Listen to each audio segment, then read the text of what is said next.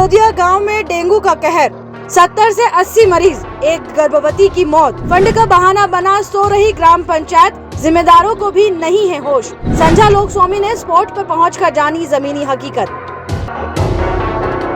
कि गवर्नमेंट की तरफ कोई सफाई कर्मचारी कोई सी भी पंचायत को दिया गया नहीं है, ऐसा नहीं तो सरपंच का क्या घर से फंड थोड़ी लगाएगा, ऐसी कोई कानून व्यवस्था। बरसात ने विदाई ले ली है और ठंड भी आने को है, लेकिन मध्य प्रदेश में डेंगू के आंकड़े डरा रहे हैं। जी हाँ, नमस्कार, मैं हूँ रीमा यादव और आप देख रहे हैं लोकस्वामी मोजो। लोकस्वामी मोजो की टीम आप पहुंची है जनपद देपालपुर के ग्राम पंचायत जलोदिया पंथ में, जहां पर डेंगू से पीड़ित जो मरीज हैं वो रिकवर करके अस्पताल से घर आ पहुंचे हैं। आइए हम जानते हैं कि किस प्रकार से जलोदिया पंथ गांव में डेंगू ने अपना प्रकोप बनाया हुआ है।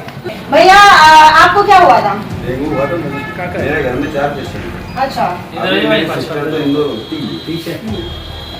अभी 1 से 2 दिन पूर्व कुछ गर्भवती महिला की भी मौत हुई है। वो क्या है मामला? वो मैडम वो इंदौर लगती थी, डेंगू हुआ था उनको। हाँ। और वो शांत हो गई। महावीर में गया 2 रोज में, वहाँ भर्ती रखा मेरे को। गांव में नाली ना है, चारा है, गटर ना में कोई गोबर बवारा है, कुछ का क्या हो रहा है, इससे डेंगू फैलता है। वो मच्छर गए, गांव का जो भी मुखी है वो ध्यान देता नहीं है, इस प्रकार से डेंगू फैल रहा है। ग्रामीणों से बातचीत के दौरान पता चला कि संकट का मुख्य कारण ग्राम पंचायत की लापरवाही है। गांव के लोगों का कहना है कि लगभग 70 से 80 लोग डेंगू से प्रभावित हो चुके हैं। कुछ लोग स्वस्थ होकर घर लौट आए हैं, जबकि कई अभी भी अस्पताल में भर्ती है। जब लोकस्वामी की टीम ने आगे पड़ताल की तो पाया कि ग्राम पंचायत ने डेंगू जैसी गंभीर बीमारी के प्रति कोई सतर्कता नहीं बरती। आइए अब आपको लेकर चलते हैं उस परिवार के पास जिसने अपनी बहू खोई, किसी ने अपनी पत्नी खोई, किसी ने अपनी मां खोई और किसी ने अपनी बेटी खोई। लोकस्वामी की टीम लेकर पहुंच रहा है उस पीड़ित परिवार के पास जिन्होंने डेंगू के प्रकोप से अपने परिवार के एक सदस्य को खोया है।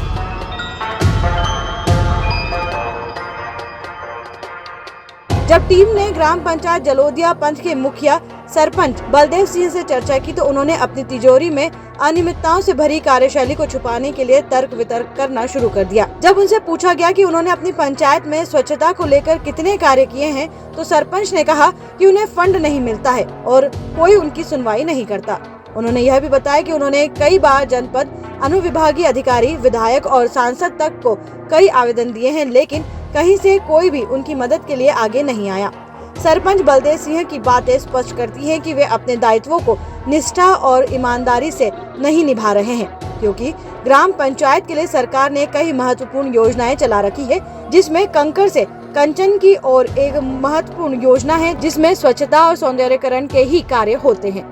गांव में सफाई हो रही है, ग्रामीण जीवन शहरी जीवन से हटके रहता है। यहाँ पर ढोर गोबर सब किसान का रहता है और बारिश होने से गंदगी मलबा रहता है। उसके बाद में बार बार सफाइयाँ होती है। गांव में ढोर रहते हैं, उनका गोबर मलबा गटर में बह के आता है। अगर किसी ने 2 टोकले गोबर डाल दिया तो नाली उभरा के बाहर आ जाती है। अगर नाले की बात करें तो आप देख सकते हैं उसमें किस प्रकार से कचरा और कितनी बार सर सफाई की है। सफाई होती रहती है। गांव में बड़ी नाली है और गांव में ऐसा कोई सिस्टम नहीं है कि गवर्नमेंट की तरफ कोई सफाई कर्मचारी कोई सी भी पंचायत को दिया गया नहीं है, ऐसा। तो ये तो दायित्व सरपंच नहीं तो सरपंच का क्या घर से फंड थोड़ी लगाएगा, ऐसी कोई कानून व्यवस्था नहीं है। और उसके बाद में गांव में डेंगू है, मैं खुद चपेट में आया था उसकी, और पूरे देपालपुर तहसील में डेंगू है और हर जगह मतलब कहीं ना कहीं परेशानियां सरपंच को रहती है, आमने सामने की दिक्कतें रहती है। नालियां हर जगह बनी हुई नहीं है गांव में, सरपंच बहुत का सारी दिक्कत होता है कि अगर गांव में कोई समस्या है तो वो अपने सीनियर को जाकर बताए, सांसद को जाकर बताए। मैंने सबको बताई। मेरे पास ये मैं आपको एक वो जारी कर रहा हूँ, वो लो वीडियो लो। मैंने वीडियो ली एसडीएम साहब और जिला पंचायत उपाध्यक्ष और पूरा मतलब सीओ साहब, उनके सबके सामने मैंने पहली बात यही बोली कि मेरे गांव में बहुत गंदगी है और मेरे पास उसके प्रूफ है। उस पीड़ित परिवार से जानेंगे कि आखिर एक समाज सेविका महिला को जब उसे खुद जरूरत पड़ी तो क्यों ग्राम पंचायत और गांव के रहवासियों का सहयोग नहीं मिला और किस प्रकार से उनकी मृत्यु हो गई? जी एक्चुअली क्या है कि वो 3-4 दिन वहाँ पर भर्ती रही है। डेंगू की वजह से उनकी मौत हुई है।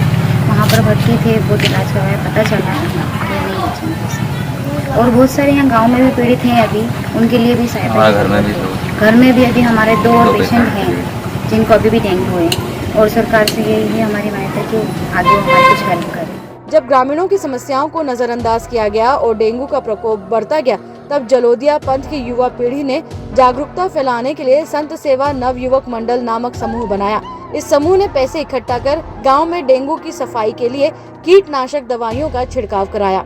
मैडम रात को 10-11 बजे तक दवाई का छिड़काव करा और संत सेवा के सभी 10 नवयुवक जो 10-12-15 लोग हैं उन्होंने सबने साथ में तो एक दिन 12 बज गए, एक दिन 10 बज गए और 7-8 बार दवाई करी।